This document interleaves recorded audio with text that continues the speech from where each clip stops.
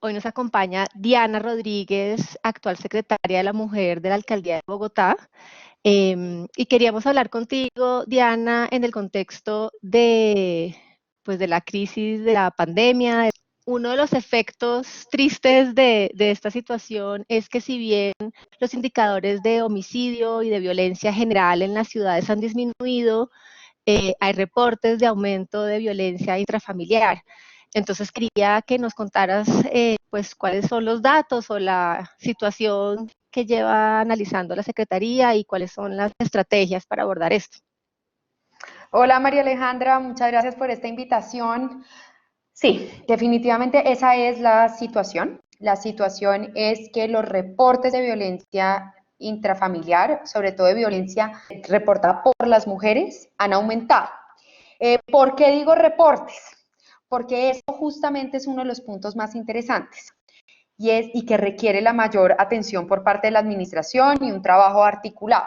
Y es que desde que empezó el simulacro, es decir, desde el 20 de marzo, las llamadas a la línea púrpura, que es esa línea de atención gratuita, abierta 7 días a la semana, que opera todo el año, atendida por psicólogas y por abogadas, por trabajadoras sociales y enfermeras, las llamadas han aumentado en un 230%. Mientras tanto, vemos el comportamiento de las denuncias bajando, es decir, la gráfica es completamente inversa y el punto de quiebre es entre el 19 y el 20 de marzo. Mientras los reportes y las llamadas de petición de ayuda a la línea púrpura aumentan, las denuncias bajan. ¿Y por qué hago esa claridad? Porque a la línea púrpura uno puede llamar a recibir atención y orientación psicosocial y jurídica. O sea, uno le pueden hacer desde primeros auxilios psicológicos hasta guiarlo de cuáles son los pasos a seguir jurídicamente, hacia retención más profunda en temas psicosociales, y pueden ser relacionados a violencias o pueden ser también relacionados digamos, a derechos de las mujeres en general, incluidos derechos sexuales y reproductivos. Entonces, todas esas llamadas y las relacionadas con violencia han aumentado, pero las denuncias han bajado. ¿Las denuncias dónde son? Las denuncias son ante comisarías de familia, ante la fiscalía o ante la policía. Y eso es lo que nos preocupa, porque nos preocupa que las mujeres, por estar en la casa, por estar con el agresor confinadas y con el susto de si pueden salir, no estén saliendo y no estén denunciando.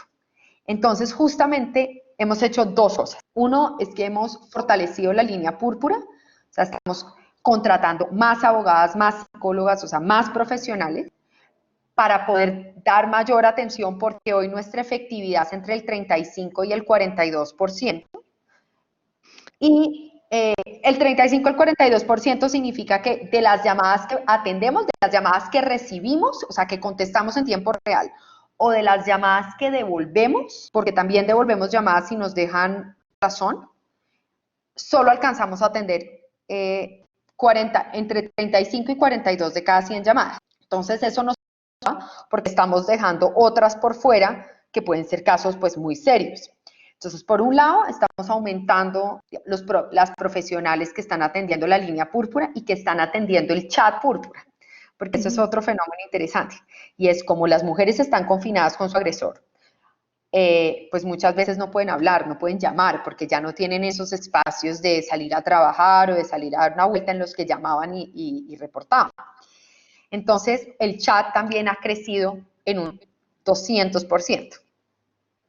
Entonces, nosotros, volviendo a la efectividad, las llamadas que entran o las llamadas que devolvemos o las llamadas que respondemos después de que nos escriben por el chat, solo alcanzamos a un 42%. Entonces, primero, pues queremos aumentar esa efectividad, pero segundo, también estamos trabajando con las comisarías de familia para que ellas sean más activas y salgan a buscar a las mujeres, para que puedan hacer la denuncia más fácilmente. O para que ya mujeres que sabemos que tienen medidas de protección, las comisarías de familia les hagan un seguimiento más uno a uno, más personal, más proactivo. Entonces, por ejemplo, cosas que estamos haciendo.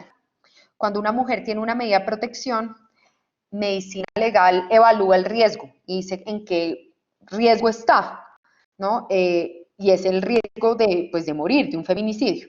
Entonces, aquellos casos en alto riesgo, los estamos mandando a las comisarías de familia para que las comisarías de familia llamen o vayan directamente a las casas y busquen. Entonces, eso es, digamos, de los fenómenos más evidentes. Lo vemos. ¿Por qué? Porque en Bogotá, solo en el Día de la Madre, solo un día, solo el fin de semana del Día de la Madre, la violencia contra la mujer aumenta en un 30%. Entonces sabíamos que sí, momentos donde está la familia reunida, momentos de confinamiento, viendo también la experiencia de China y de Italia y de Francia, estábamos alertas. Entonces desde antes prevíamos eso con la línea púrpura. Por eso mismo hicimos otra estrategia. Cogimos a todas nuestras abogadas y psicólogas que están en otras, digamos, que brindan atención en otras partes de la ciudad, por ejemplo, en las casas de justicia o en los centros de atención de la fiscalía o en nuestras casas de igualdad de oportunidades, y las pasamos al sistema virtual. Publicamos un directorio de teléfonos asignado por localidades. Entonces, digamos, USMI tiene una abogada y una psicóloga. Ciudad Bolívar tiene una abogada y una psicóloga. Eso te iba a preguntar, en esas denuncias, o mejor no son denuncias, en esas llamadas a la línea púrpura, ¿hay diferencias por localidad? ¿Ustedes tienen ese seguimiento o esos datos todavía no son? Cuando entran las llamadas a la línea púrpura pueden venir de cualquier parte de Bogotá. O sea, no importa de dónde vengan, las vamos a atender. ¿Hay localidades donde el aumento en las agresiones sean más evidentes o esos datos todavía no se saben? Esos datos todavía no. Tenemos unos datos preliminares del número de llamadas que nos están entrando a nuestras abogadas y psicólogas. Es decir, además de, como decía, además de la línea púrpura, que es un servicio que cumplió 5 años y que venía funcionando desde antes, tenemos este servicio de abogadas y psicólogas, que eso sí solo montamos desde el simulacro y pasamos todos nuestros servicios a virtual. Y como esas abogadas y psicólogas están asignadas por localidades, ahí sí tenemos como el número de atenciones jurídicas y psicológicas. Y ahí hemos visto aumentos en USME, en Ciudad Bolívar, en Bosa. La mayoría de las llamadas es para recibir atención psicológica o jurídica. ¿Cuál es, digamos, cuál es la ruta en general? Normalmente entran como por un combo. Eso es un tema importante, que es que la línea púrpura no es un call center. Es decir, la respuesta no es idéntica a cada mujer. Precisamente, una de las razones por las que nuestra eficiencia es del 40% es porque en promedio cada llamada dura 40 minutos. Porque realmente como una cita, como con una abogada o una psicóloga, tenemos que hacer contención o tenemos que hacer atención psicológica y atención jurídica. O muchas veces el caso tiene unas particularidades tan serias que requiere que la llamen adicionalmente otra psicóloga y una trabajadora social, es decir, que hagamos una atención más a profundidad. Lo que sí sabemos y tenemos datos es que de las llamadas relacionadas con violencia, y hago esta aclaración porque les decía que no todas las llamadas son solo sobre violencia, pero de las llamadas relacionadas con violencia, el 50% está siendo de violencia psicológica, el 8% está siendo de violencia física y el 14% está siendo de violencia económica. Que la violencia económica a veces no es fácil saber qué es violencia, y la violencia económica, por ejemplo, es que a la mujer le retengan el sueldo o no le den la plata para salir a comprar algo de primera necesidad que necesita. Obviamente esto no es de tu competencia, pero ¿tienes los datos de qué está pasando en el resto del país? ¿La situación es similar a la de Bogotá en este aumento de, digamos, de llamadas de auxilio de alguna manera? No tengo los datos, pero he hablado con otras secretarias de la mujer en esa época o con las oficinas de mujer y género, y sí, están viendo eso. O sea, estamos viendo, porque también hay aumentos a la línea 155, que es la línea a nivel nacional. Entonces, digamos, por todas partes vemos aumentos de reporte. Claro, hay casos, y eso también siempre es algo importante en violencia pues en violencia contra la mujer y en violencia en el hogar. Y es que hay unas que son por violencia que está ocurriendo durante la cuarentena y otras que son por la promoción de las líneas, las personas deciden llamar. Y eso sí, desagregar todos esos datos sí, todavía no, pero lo que sí, y lo que también sí estamos viendo es el mismo fenómeno de aumento en petición de ayuda, en reportes, en las llamadas al 155, a la línea púrpura, a las abogadas y psicólogas, y una caída en las denuncias.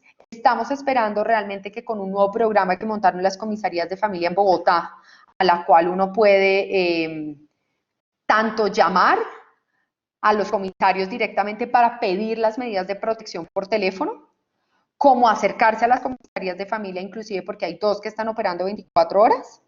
Estamos esperando que pues eso empiece a estar más articulado y nosotras mismas les estamos haciendo llegar algunos casos más clave. Además de la línea púrpura, Diana, ¿hay alguna otra estrategia específicamente direccionada a este tema de violencia intrafamiliar? Tenemos un tema, tenemos nuestras casas refugio. Las casas refugio es un programa donde acogemos a las mujeres que están en riesgo de feminicidio. ¿Eso qué significa? Que cuando una mujer sufre violencia y llega a una comisaría de familia o llega ante un juez, evalúan su situación y determinan como esta mujer casi muere. Nosotros las acogemos, son unos sitios secretos, digamos, las direcciones no se conocen, acogemos a las mujeres y a su núcleo familiar menor de 18 años y las tenemos en un promedio como por 4 meses, donde el objetivo es romper los ciclos de la violencia. Entonces, a mí no me gusta que se piense como solo hogares de paso, porque no es simplemente un sitio de albergue, sino que uno les da una capacitación en derechos, unas revisiones médicas, una asistencia psicosocial, una asistencia jurídica, les ayudamos a encontrar trabajo, reubicamos a sus hijos en los colegios para que el agresor no los pueda encontrar. Y también hay otras ayudas, hay otra que lanzamos mañana, de hecho, una estrategia que se llama Espacios Seguros. Y es una alianza con FENALCO, con D1, con Justo y Bueno, con ARA, con Farmatodo y con la Policía de Bogotá, para que los supermercados y las droguerías se vuelvan espacios seguros. Es decir, una mujer, y el protocolo es súper sencillo, una mujer que llega, si su vida está en riesgo, se acerca al supervisor o pues al encargado de la tienda, y si su vida está en riesgo, pide y dice, quiero que me llame, o sea, quiero que venga que llegue la policía. Y el protocolo es igualito a como si hubiera un atraco. O sea, llega la policía, tiene la ruta de atención, y entonces llega ahí. Pero adicionalmente nos van a pasar la información de ella, o sea, nos van a pasar el teléfono, el policía que la atendió para que la Secretaría de la Mujer pueda hacer seguimiento al caso. Eso es si su vida está en riesgo. Si su vida no está en riesgo, o si simplemente no quiere contactar a la policía, porque debe ser voluntario, entonces el encargado le da los números de atención, por ejemplo, el número de la línea púrpura, los números de la comisaría de familia, y adicionalmente le pregunta que si quiere acompañamiento por parte de la Secretaría de la Mujer. Si dice que sí, entonces nos pasan la información y nuestras abogadas repartidas por las localidades las van a contactar. Y eso es buenísimo porque son más de 630 tiendas en Bogotá, esparcidas por toda Bogotá, que van a volverse espacios seguros. Y un espacio donde pueden estar solos precisamente para hacer ese contacto. Y además que no tengan la angustia de puedo salir, no puedo salir, me van a poner, me van a multar, no me van a multar, sino que como a los sitios donde están yendo y donde pueden ir es a comprar, pues entonces son perfectos pues vamos a lanzar esta estrategia, a ver cómo nos va. Me devuelvo un segundo para preguntarte de las casas refugio y es si también en esta época de cuarentena se han aumentado las solicitudes o la población que llega a esas casas. Se aumentaron en un momento, pero ahora no. O sea, en este momento hay cupo. Y entonces ese comportamiento es parecido al de las denuncias. Porque a la casa de refugio no puede llegar cualquier mujer. O sea, no puede llegar y tocar. Tiene que venir con una medida de protección. O sea, eso está regulado por ley. Claro, y si no denunciaron, no pueden llegar. Y si no denunciaron, no llegan. Entonces, por eso es tan activo y por eso es que este trabajo con las comisarías de familia es tan importante de salgan, revisen las medidas de protección, otorguen medidas de protección por teléfono y por correo rápidamente. Y las comisarías de familia que estás pidiendo que sean más proactivas pueden de hecho ir a la casa de la persona y ahí uno hacer la denuncia. Eso depende, porque a veces no pueden obligar, no pueden obligar a que les abran, pero pueden llegar. Entonces justamente y eso lo venimos trabajando. Ellos lanzaron una estrategia muy interesante liderada por Integración Social, por la Secretaría de Integración Social, muy interesante de virtualizar, y lo hicieron pues, en un tiempo récord, y tienen este teléfono único que es un 380-8400, donde entonces las comisarías están atendiendo y todo es cerca de 180 equipos, pues personas, miembros de las 35 comisarías de familia que hay en Bogotá atendiendo esto. Yo creo que lo que hay que hacer es seguir diciendo mujeres salgan, o sea, no hay ninguna razón para estar. Yo por eso es que espero que ver la información en estos espacios seguros, en estas tiendas, pueda ayudar a eso. Vale, pues buenísimo más adelante evaluar si esos espacios seguros pues funcionaron con lo que ustedes esperaban o no. Ojalá. Vale, pues muchas gracias por darnos esta pequeña entrevista virtual y ilustrarnos sobre el problema de inseguridad que están viviendo las mujeres en su casa. Estos problemas que no son nuevos, pero que como las demás inequidades y desigualdades simplemente se evidencian en estas crisis. Pues María Alejandra, muchas gracias porque además yo creo que si bien esta pandemia es una locura y es aterradora, yo espero que si para algo sirve es para volver visible lo invisible o aquello que hemos tenido entre las paredes del hogar, ¿no? Y donde siempre hay este temor de contarlo, temor de ser discriminada, temor de represalias. Y yo espero que realmente esta pandemia sirva para dos cosas. Uno, para visibilizar la violencia contra la mujer, porque esa es la real pandemia, o sea, la real pandemia que sufre Bogotá es la violencia contra la mujer. El año pasado murió una mujer cada 3 días en manos de un tercero. Entonces, esa es la real pandemia. Y lo segundo es que yo espero que también yo sé que es otro tema, pero que toda esta reorganización del hogar, estar confinados por primera vez a nivel histórico los hombres en el hogar, también sirva para volver visibles las labores del cuidado y como las labores de cuidar a los niños, cuidar a los adultos mayores, a las personas con discapacidad, cocinar, como esa labor está desproporcionadamente en los hombros de las mujeres. Y entonces yo espero que volver visibles estos dos temas y que se viven tan claramente ayude a volverlo visible, a desnaturalizarlo y eventualmente que eso ayude pues a combatir una de las principales desigualdades de género. Vale, muchas gracias, Diana. Gracias, Dios.